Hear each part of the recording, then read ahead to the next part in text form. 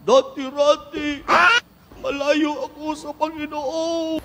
Dati-rati, ako'y nagsusugal. Dati-rati, ako'y nainom. Dati-rati, ako'y nagsasamo. Dati-rati, ngayon, nakilala ko na ang Panginoon. Ngayon, kaunti na lamang. Amen. Bilang anak ng Diyos, magtitiwala tayo sa pagmamahal ng Diyos. Kahit anong mangyari. Isaiah 49. Yung sinasabing, yung pinasikat na kanta nung una, na sinasabing, malilimutan ba? Nasa Bible po yan. Nang ina ang anak, yang tanga. Nakaukit pa sa kanyang palad.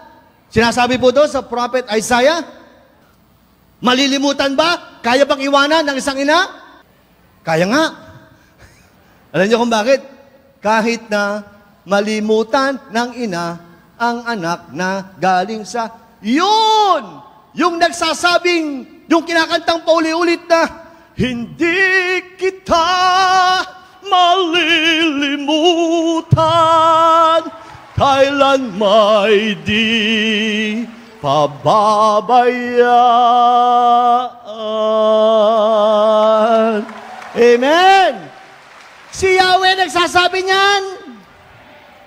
Ang Diyos na nagsasabi niyan. Kahit iniwan ka ba ng sino man, kahit iniwan ka ba ng mahal ko sa buhay, don't worry, you got me. I am your friend. Narito ako para sa iyo bilang aking anak at mahal na mahal kita. Amen? Yan ang katotohanan. Kaya napanghawakan po natin ang ating pananampalataya. Bakit?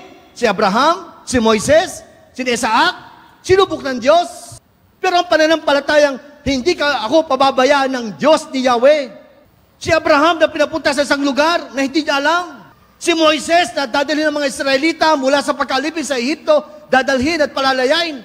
Just one man. Pero nananampalataya siya. Mga kapatid, kaya ngayon po kung tayo naniniwala sa muling pagkabuhay, ay tayo'y nagpapakaanak ng Diyos ngayon. Sapagat pinanghahawakan po natin, mga kapatid, walang iba. Kung hindi ang pananampalatayang ang Diyos ay kasama natin. Ang Diyos ay hindi nagpapabaya sa ating lahat. Amen?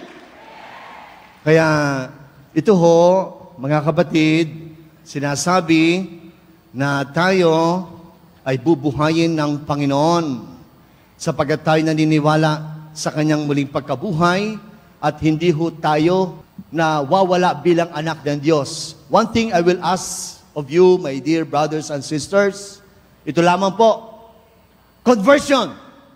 Hindi ibig sabihin lamang yung ititigil ko aking maling ginagawa. Di po. Nako, dito sa gaway, ako'y hanga. Halos wala na po yun. Kaya ako'y tuntua sa aking parokya. Yung mga patotoo. Dati-rati, malayo ako sa Panginoon. Dati-rati, ako'y nagsusugal. Dati-rati, ako'y nainom. Dati-rati, ako'y nagsasamo.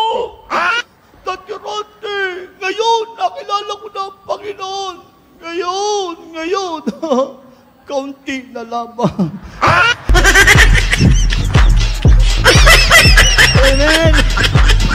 Hindi ho. Ang katunayan, lagi kayo narito. You're very good. Nagpapakatotoo kayo bilang mga anak ng Diyos.